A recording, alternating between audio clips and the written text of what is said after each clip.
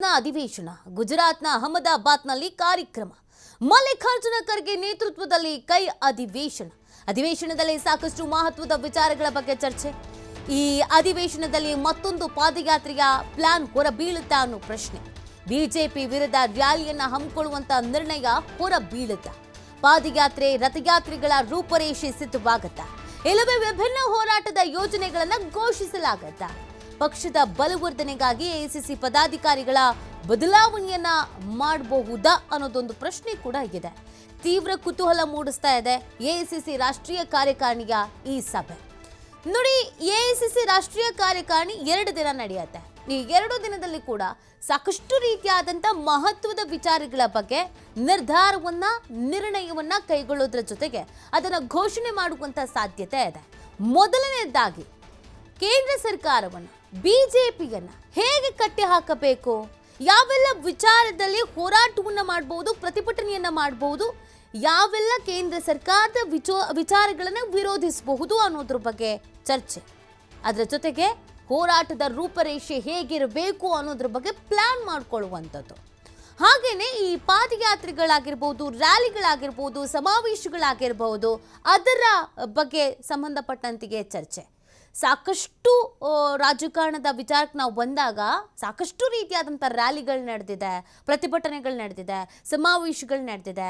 ಕೆಲವು ರ್ಯಾಲಿಗಳು, ಕೆಲವು ಪ್ರತಿಭಟನೆಗಳು, ಸಮಾವೇಶಗಳು ಇವತ್ತಿಗೂ ಜನರನ್ನ ಮನಸ್ಸಿನಲ್ಲಿ ಹಾಗೆ ಹುದುಗಿಟ್ಕೊಳ್ಳುವ ರೀತಿಯಲ್ಲಿ ನೋಡ್ಕೊಂಡಿದೆ. ಕಾರಣ ಅಷ್ಟರ ಎಫೆಕ್ಟಿವ್ ಆಗಿ ಸಮಾವೇಶಗಳು, ರ್ಯಾಲಿಗಳು, ಪಾದಯಾತ್ರೆಗಳು ನಡೆದಿದೆ. ಕೆಲವೊಂದಷ್ಟು ಪಕ್ಷಗಳು ಈ ಥರದ್ದು ಪಾದಯಾತ್ರೆಗಳನ್ನು, ರ್ಯಾಲಿಗಳನ್ನು ಮಾಡಿದಾಗ ಅಧಿಕಾರದಲ್ಲಿ ಇಲ್ಲದೇ ಇದ್ರೂ ಮತ್ತೆ ಅಧಿಕಾರಕ್ಕೆ ಬಂದಿದ್ದಂಥ ಉದಾಹರಣೆಗಳು ಕೂಡ ಇದೆ. ಅದು ಕಾಂಗ್ರೆಸ್ನಲ್ಲೇ ಆಗಿದೆ.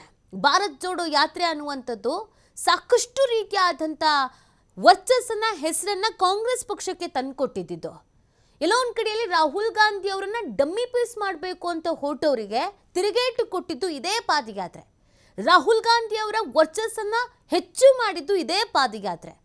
ಬಹಳ ಅಜಗಜಾಂತರದಲ್ಲಿ ಗೆಲ್ತಿದ್ದ ಬಿಜೆಪಿಯನ್ನ ಸ್ವಲ್ಪ ಮಟ್ಟಿಗಾದ್ರೂ ಕೆಲವು ಪ್ಲೇಸಸ್ಗಳಲ್ಲಿ ಒಂದು ಹಿಡಿತವನ್ನು ಸಾಧಿಸ್ಕೊಂಡು ಟಕ್ಕರ್ ಕೊಟ್ಟಿದ್ದು ಇದೇ ಪಾದಯಾತ್ರೆಗಳು. ಜನರನ್ನ ರೀಚ್ ಆಗೋದಕ್ಕೆ, ಜನರ ಮನಸ್ಸಿಗೆ ನೇರವಾಗಿ ನಾಟುವುದಕ್ಕೆ ಈ ಪಾದಯಾತ್ರೆಗಳು, ರ್ಯಾಲಿಗಳು, ಸಮಾವೇಶಗಳು ಸಹಕಾರಿಯಾಗತ್ತೆ. ಹಾಗಾಗಿ ಈ ಥರದೊಂದು ಎಫೆಕ್ಟಿವ್ ಆದಂಥ ಪಾದಯಾತ್ರೆಯ ಪ್ಲಾನ್ ಕೂಡ ಮಾಡಬಹುದು. ಅದಕ್ಕೆ ಸಂಬಂಧಪಟ್ಟಂತೆ ಏನು ಪಾದಯಾತ್ರೆ ಮಾಡ್ಬೋದು, ಯಾವ ರೀತಿಯಾಗಿ ಮಾಡ್ಬೋದು, ಅದರ ರೂಪರೇಷೆ ಹೇಗಿರುತ್ತೆ, ಸಿದ್ಧತೆಗಳು ಹೇಗೆ ಮಾಡ್ಕೊಳ್ಬೇಕು, ಆ ವಿಚಾರದ ಬಗ್ಗೆಯೂ ಕೂಡ ಇಲ್ಲಿ ಚರ್ಚೆಯನ್ನು ಮಾಡುವಂಥ ಸಾಧ್ಯತೆ ಇದೆ. ಈ ಕಾರ್ಯಕಾರಿಣಿ ಸಭೆ ಮುಗಿದ ನಂತರ ಹೊಸ ಪಾದಯಾತ್ರೆಗಳು ಅಥವಾ ಸಮಾವೇಶಗಳ ಹೆಸರನ್ನು ಅನೌನ್ಸ್ ಮಾಡುವ, ದಿನಾಂಕವನ್ನು ನಿಗದಿ ಮಾಡುವ ಸಾಧ್ಯತೆಗಳಿದೆ ಅನ್ನುವಂಥ ನಿರೀಕ್ಷೆಯನ್ನು ಇಟ್ಕೊಳ್ಳಲಾಗಿದೆ. ಇನ್ನೊಂದು ಕಡೆಯಲ್ಲಿ ಕಾಂಗ್ರೆಸ್ನ ಬಲವರ್ಧನೆ ಮಾಡಬೇಕು ಅಥವಾ ಪಕ್ಷವನ್ನು ಗಟ್ಟಿಯಾಗಿ ನೆಲೆ ನಿಲ್ಲುವಂತೆ ಮಾಡಬೇಕು ಅಂತಂದರೆ ಒಳಗಡೆ ಆಂತರಿಕವಾಗಿ ಒಂದಷ್ಟು ಮೇಜರ್ ಸರ್ಜರಿಗಳನ್ನು ಮಾಡಬೇಕಾಗತ್ತೆ.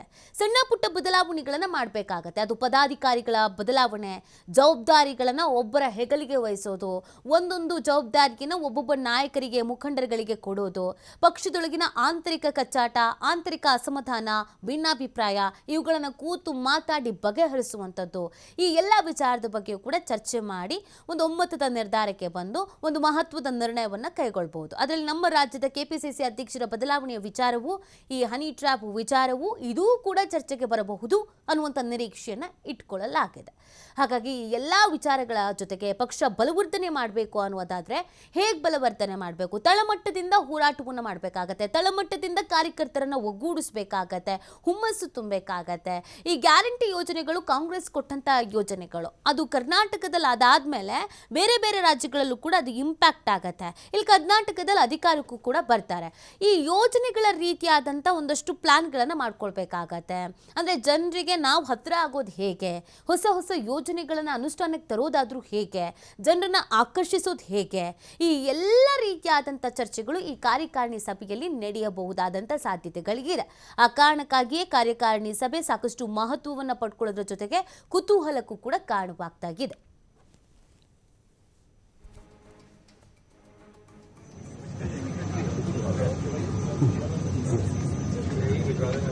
Sir sir